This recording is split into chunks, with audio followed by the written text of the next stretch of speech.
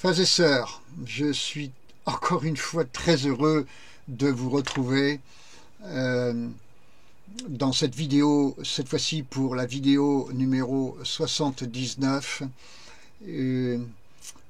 Merci encore une fois de me suivre, de m'être fidèle et surtout gloire à Dieu pour la fidélité de chacune et de chacun, entre autres la vôtre, à vous qui me suivez, d'être plus particulièrement fidèle au Seigneur, bien plus qu'à moi-même. Je vous bénis de tout mon cœur, je vous embrasse dans le Seigneur de tout mon cœur, et comme le dit Paul aux Philippiens dans le chapitre 1 de l'épître, de cet épître, et au verset 8, je vous chéris, Dieu m'est témoin que je vous chéris de la tendresse de Jésus-Christ. Vraiment, soyez inondés de l'amour de Dieu, de la visitation de Dieu, de l'onction du Saint-Esprit maintenant, que la grâce de Dieu soit déversée sur vous en abondance, sans modération. J'aime à le redire, psaume 65, 10, les ruisseaux de Dieu sont pleins d'eau et que vous en soyez aspergés abondamment, lavés par sa grâce maintenant. À lui soit toute la gloire et vraiment que cette bénédiction descende sur vous maintenant, vous qui m'écoutez, merci de m'écouter. Vidéo numéro 79 qui donc fait suite à la 78 où je vous ai parlé de la fête des huttes au cas où quelques-unes d'entre vous n'auraient pas très bien saisi ce que je voulais dire à propos de fête des huttes. Je n'ai pas voulu parler de rites religieux quelconques qui seraient en lien avec la culture judaïque, même si c'est difficile de parler de fête des huttes sans faire référence à cela. J'ai surtout voulu parler en matière de fête des huttes d'un état d'esprit, d'un état de cœur qui est rempli d'humilité et habité de la vision céleste à laquelle nous sommes destinés. Vous êtes déjà assis, Éphésiens chapitre 2 verset 6, dans les lieux célestes en Jésus-Christ. Et donc, il est important, comme je l'ai souvent dit dans mes vidéos précédentes, depuis la première jusqu'à maintenant, première il y aura bientôt 3 ans quand même, d'être dans une vie avec Dieu, une vie chrétienne, une vie de communion infiniment profonde, mais particulièrement habitée de cette vision de notre avenir céleste, sans quoi la compréhension des Écritures n'est qu'une connaissance et la puissance de Dieu nous échappe dans cette compréhension des Écritures, comme Jésus le faisait remarquer dans Matthieu chapitre 22 verset 29, si je ne me trompe pas, verset vraiment clé où il fait remarquer à ses interlocuteurs qu'ils ne comprennent ni les Écritures ni la puissance de Dieu. Nous voulons comprendre les Écritures et la puissance de Dieu, mais comprendre les Écritures est en lien étroit avec comprendre la puissance de Dieu, et la puissance de Dieu, elle est pour vous maintenant qui êtes sur cette terre, mais si vous comprenez vraiment la puissance de Dieu, vous vivez chaque jour dans cette perspective d'être habité, dans cette perspective qui vous habite, de l'éternité avec lui, là-haut, dans les lieux célestes et pour toujours. C'est ça, la plénitude de la puissance de Dieu qui veut nous remplir maintenant pour que nous ayons cette vision. Sans cette vision, mes amis, nous n'allons pas très loin et nous sommes dans une petite christianité, très petite. Alors, quand je parlais de fête des huttes, c'est plus exactement de cela que je parlais. On va en revenir un petit peu sur cette fête des huttes dans le déroulement de mes petites explications dans cette vidéo 79. Mais dans cette vidéo 79, j'y viens quand même, je voudrais parler un petit peu de l'actualité prophétique que nous avons eue dans le mois de février passé, donc 2023 de cette année, qui concerne, à mon sens, 2 faits majeurs. Le premier est spirituel, profond, c'est Asbury, ce qui s'est passé dans cette université américaine, dans le Kentucky, et aussi la Turquie et la Syrie, ce fameux tremblement de terre. Donc, 2 faits majeurs qui contiennent, je vous le dis tout de suite, 2 ébranlements de géants pour un répit pré-messianique. Je vais m'expliquer. Donc, je vous ai parlé que dans ma vidéo 78, je vous ai parlé de cette fête des huttes en vous la présentant comme le seul culte que Dieu approuvera au moment du retour de Jésus-Christ. Il ne s'agit donc pas d'une option, mais d'un impératif non relativisable, non négociable, et ce n'est pas éventuellement qu'il faut aujourd'hui s'y conformer, car il faut entendre qu'il s'agit là d'un appel formel de Dieu.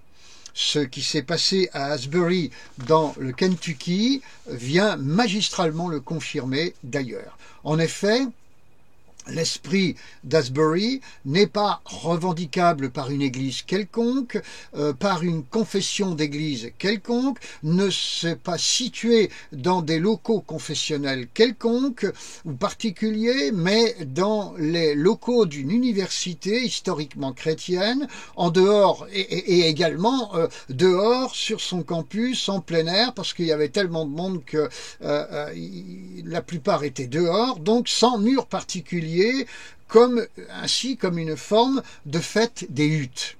Voilà, sans mur particulier. Il n'y a pas non plus, nous n'avons pas vu non plus d'activisme politique ni de nationalisme chrétien exprimé de façon caractérisée et visible à Asbury, contrairement à ce qu'on a vu ailleurs aux USA ces dernières années et qui a influencé beaucoup de chrétiens également en France, dont des serviteurs de Dieu s'étant dès lors engagés dans de faux combats. Frères et sœurs, l'esprit d'Asbury, n'ayant pas dénoncé nos vilains gouvernants, vous savez, nos vilains gouvernants, n'a pas non plus défendu le fait d'aller au culte avec une arme à feu à la ceinture. Cette loufoquerie que des ministres de l'Évangile du monde francophone, eux aussi malheureusement, défendent à leur tour.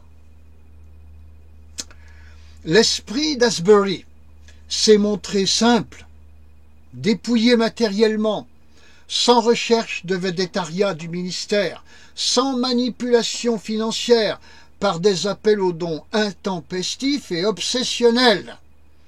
L'esprit d'Asbury a mis en évidence le caractère et continue de le faire, a mis en évidence le caractère incontrôlable du Saint-Esprit dans son action. Il montre que son action est la repentance personnelle et profonde de celui qui est déjà chrétien, parce que la Bible dit que le jugement de Dieu va commencer par sa maison. Et la Bible le dit dans la première épître de Pierre, au chapitre 4 et au verset 17. L'esprit d'Asbury n'a pas pratiqué l'annonce de la parole de Dieu par la prédication, font observer certains, mais plutôt l'annonce de la parole de Dieu par la pratique spirituelle qui doit faire normalement suite à la prédication. Car, frères et sœurs, bien-aimés en Christ, il y a la prédication, bien sûr, et ensuite il y a la pratique spirituelle que la prédication, celle-ci, doit engendrer.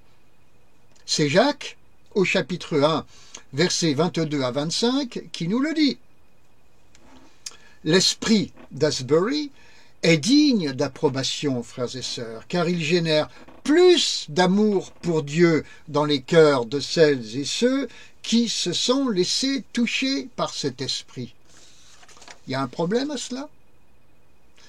L'esprit d'Asbury est donc profondément un signe de Dieu pour préparer un peuple qui lui soit bien disposé. Luc, chapitre 1, verset 17. L'esprit d'Asbury, c'est finalement le manteau d'Élie qui se répand sur le peuple de Dieu, pour le purifier en vue du retour de Christ, ce manteau de repentance, de sanctification, de purification. Il y a un problème à cela? Les esprits critiques ne connaissent pas réellement l'Esprit de Dieu, dans ce qu'il fait et dans ce qu'il est, et encore moins l'esprit de la prophétie, qui se manifeste par des signes dont la nature est évidente. Premièrement, plus de Dieu. Deuxièmement, plus d'amour pour lui. Et troisièmement, plus de consécration pour lui. Y aurait-il un problème à cela? Deuxième fait majeur de ce mois de février. Si je peux les classer en premièrement et deuxièmement comme je le fais. Mais vous me pardonnerez ce classement si vous ne l'épousez pas particulièrement. Deuxième fait majeur de ce mois de février, la Turquie. Et nous ajouterons la Syrie, dans une moindre mesure. Frères et sœurs, si Dieu ébranle aujourd'hui son Église en lui signifiant qu'il faut passer en quelque sorte par le chemin d'Asbury, selon ce que je vous ai expliqué, il ébranle, ou du moins permet l'ébranlement de cette entité qu'est la Turquie. Souvenez-vous de la vidéo numéro 75 où je vous parlais de l'ébranlement des géants en 2023 et après. Il ébranle aussi la Turquie. La Turquie, c'est un pays de 85 millions d'habitants. C'est pas tout à fait rien. Elle est l'âme de l'ancien empire ottoman, il faut le noter, et fut maîtresse en Terre Sainte jusqu'en 1918, fin de la Première Guerre mondiale.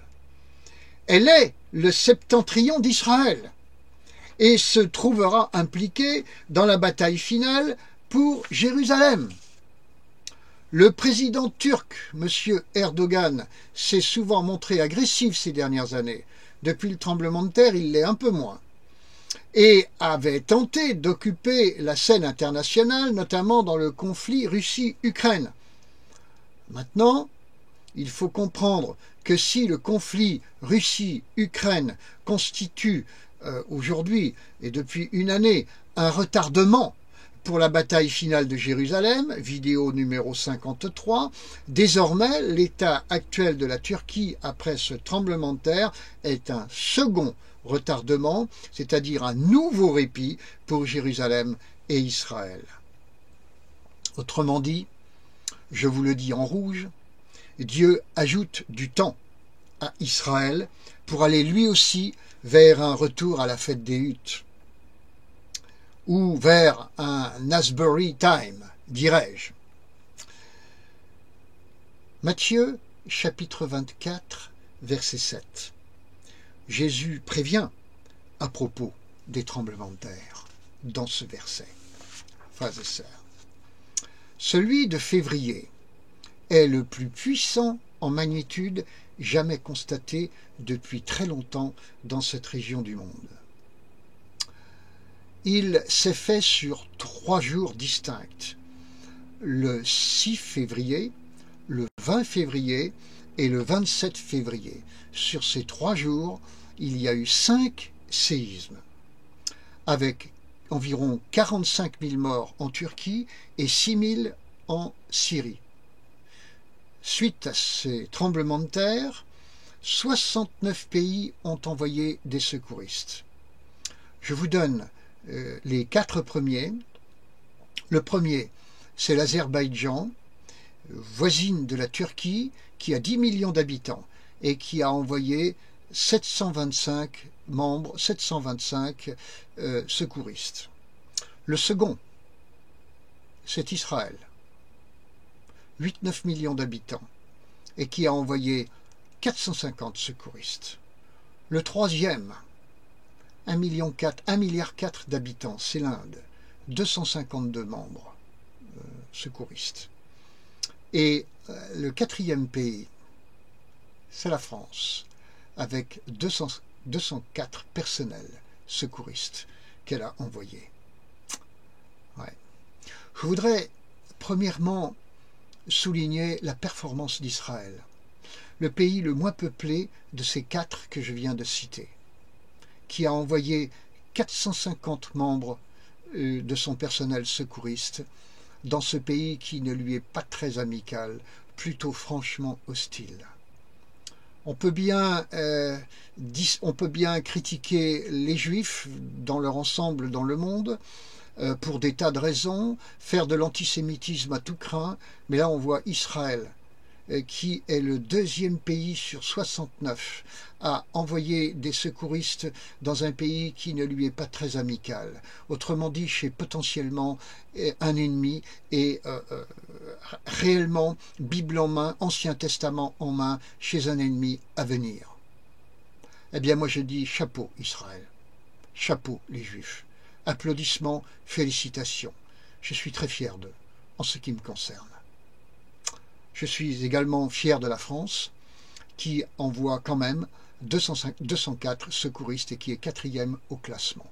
Que le Seigneur bénisse aussi notre pays, la France. Frères et sœurs. Oui.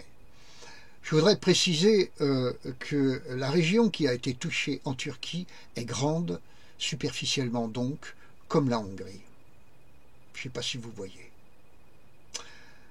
Pour en revenir à ce tremblement de terre lui-même, c'est le plus meurtrier et le plus destructeur depuis la nuit des temps, c'est-à-dire depuis environ 1500 ans. Et pour aller un petit peu plus loin, je voudrais mettre le doigt sur une ville symbole qui a été détruite à cette occasion, pour la 3e fois de son histoire d'ailleurs, dans ce tremblement de terre. C'est Antioche, ou Antalya, en turc, mais moi je prononcerai le nom d'Antioche. C'est celui auquel je suis le plus attaché, Antioche. Antioche, c'est la ville où a été fondée la première église chrétienne non juive de tous les temps. Il se pourrait qu'il y ait là un signe. Jésus nous reproche d'ailleurs de ne pas discerner les signes des temps, dans Matthieu 16, verset 3. Il ne s'agit pas d'être des prophètes de malheur, mais de prendre garde à ce que Jésus dit tout simplement. Ainsi, Antioche, plus particulièrement mentionné dans Acte 13, c'est le symbole du christianisme des nations qui s'est trouvé détruit. Et là d'ailleurs, plus aucun édifice religieux n'est debout, tous sont effondrés. Ne serait-ce pas là un signe que les enfants de Dieu des nations doivent sérieusement se préparer au départ, car ils n'ont plus leur place sur cette terre? J'aurais presque envie, entre ce qui s'est passé à Antioche et ce que je vous dis là maintenant, de faire comme un lien. Mais vous êtes libre de penser autrement, bien entendu. Moi aussi, je suis libre de penser comme je viens de vous le dire. N'est-ce pas un signe également pour les derniers jours, dans l'esprit de la fête des huttes, c'est-à-dire à ciel ouvert, comme pour monter vers lui, puisqu'à Antioche, il n'y a plus d'église, plus de bâtiments de culte. N'est-ce pas là un signe d'appel au culte selon la fête des huttes? Ben, je crois que si. N'est-ce pas un signe pour ce peuple de la foi dans les nations, pour se convertir à la piété d'Asbury? Eh bien, je crois que oui, c'en est un. Mais revenons un instant à la Turquie dans son ensemble, bien-aimés frères et sœurs. Parce que la Turquie de l'Est, c'est Togarma. Et Togarma, T-O-G-A-R-M-A, viendra pour fondre sur les montagnes d'Israël. C'est le livre du prophète Ézéchiel, au chapitre 38, versets 6 à 9, qui nous le dit. Tandis que la Turquie de l'Ouest, c'est Antioche, et les 7 églises d'Apocalypse, chapitre 2 et 3, c'est-à-dire les fonds baptismaux, l'origine du christianisme des nations, celui issu des païens, le champ de mission de Paul. Et aujourd'hui, le signe, c'est qu'il ne reste plus rien de tout cela. Parce que le temps donné par Dieu est écoulé. Pour Dieu, d'ailleurs, le concept de terre chrétienne, ces terres sont historiquement chrétiennes, n'existe pas. Ça n'existe que dans la culture des hommes, mais pas dans celle de Dieu. Il ne voit que les cœurs pour les sauver. Et les cœurs qui ont vécu sur cette terre ont été sauvés. À la fin, pour solde de tout compte, Zacharie chapitre 14 verset 9, Dieu reprendra possession de la terre. C'est tout, si je puis le dire ainsi. Mais en attendant, la mission initiée par Paul au début touche à sa fin. Et c'est sans doute, c'est donc toute la Turquie qui montera contre Israël, c'est ce que je voulais dire, avec aussi d'autres entités encore plus au nord qu'elle. Rappelez-vous les vidéos 53, 54, 55. Ces choses se feront, sauf que Dieu permet des répits.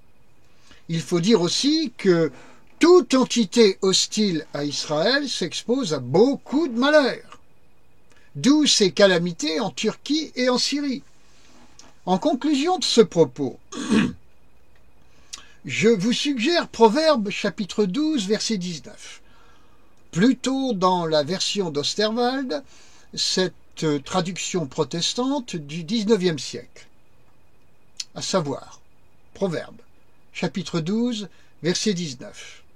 Je cite, « La parole véritable est toujours ferme, mais la langue fausse n'est que pour un moment. » Charles Spurgeon, le fameux prédicateur anglais du XIXe siècle, a dit ceci, je cite, « La vérité est à toute épreuve, elle supporte celle du temps et en sort victorieuse. Si donc j'ai dit la vérité, notamment dans cette vidéo, et que j'ai à en souffrir pour elle, je n'ai qu'à attendre tranquille. Quand même, je rencontre de l'opposition, je n'ai rien à craindre, car la vérité prévaudra. C'est un pauvre triomphe, et tout temporaire, que celui du mensonge. La langue fausse n'est que pour un moment. Le mensonge est une calebasse vide qui croît, du verbe croître, grandir, en une nuit et périt en un jour. Mais par contre, celui qui dit la vérité ne change pas. Celui qui parle vrai, dit-on, fait rougir le diable. Assurément, celui qui dit la vérité de Dieu éprouvera tous les démons et confondra la postérité du serpent qui ne souffle que le mensonge. Je me tiendrai donc, frères et sœurs bien-aimés, du côté de celui par qui la grâce et la vérité sont venues dans ce monde. Oh, Amen. Qu'est-ce qu'il parlait bien, Charles Spurgeon. À son propos, je vous recommande les trésors de la foi, je crois que ça s'appelle comme ça, cette petite méditation quotidienne qui a été écrite par lui et qui est absolument riche. Frères et sœurs, je vous laisse méditer ce qui vient d'être dit par ma bouche dans cette vidéo numéro 79. J'ai quand même trouvé que ce mois de février a constitué dans tous ces jours, même s'il est le plus court de l'année ce mois, un véritable catalogue, si je puis dire, de signes des temps, des signes spirituels, et puis des signes qui ont malheureusement secoué ceux qui en ont été victimes. Nous pleurons sur tout ce qui s'est passé en Turquie et en Syrie, mais vous savez, frères et sœurs, il ne faut pas lever son talon contre Jérusalem. Et non. Il faut prier pour Jérusalem. Il faut prier pour Israël. Il faut bénir cette entité. C'est le choix de Dieu. C'est la prunelle des yeux de Dieu. Il ne faut pas faire l'inverse. Frères et sœurs. Donc encore une fois, souhaitez-vous honorer le nom de Dieu? Souhaitez-vous bénir le nom du Seigneur? Souhaitez-vous honorer le nom du Seigneur? Souhaitez-vous faire plaisir à son cœur? Souhaitez-vous le réjouir? Souhaitez-vous faire son plaisir? Oui, je l'espère. Bénissez Israël, bénissez Jérusalem, Priez pour cette ville, priez pour ce peuple. Et ne le faites pas pour être béni, mais vous serez bénis. Faites-le pour l'honneur du Seigneur, pour les attentes de Dieu, pour le satisfaire dans celle-ci. Recherchez premièrement la justice et le royaume de Dieu, et toutes choses vous seront données par-dessus. Matthieu 6, 33, bien sûr. Que la grâce et la paix de Dieu vous soient multipliées, mais faites votre part pour qu'il en soit ainsi. Quand vous êtes dans le vrai, frères et sœurs, vous êtes dans des œuvres qui durent. Vous ne ressentez non plus aucune fatigue, aucun épuisement dans la vision que Dieu vous donne quand elle est vraiment de lui. Ça fait bientôt 3 ans que j'ai fait ces vidéos sans aucune peine. Que le Seigneur vous fasse grâce et vous bénisse. Réfléchissez à toutes ces choses. Soyez bénis dans le nom du Seigneur Jésus. À très bientôt pour la 80. Au revoir mes amis. Soyez bénis au nom de Jésus, au nom du Père, au nom du Fils, au nom du Saint-Esprit. Amen. Amen.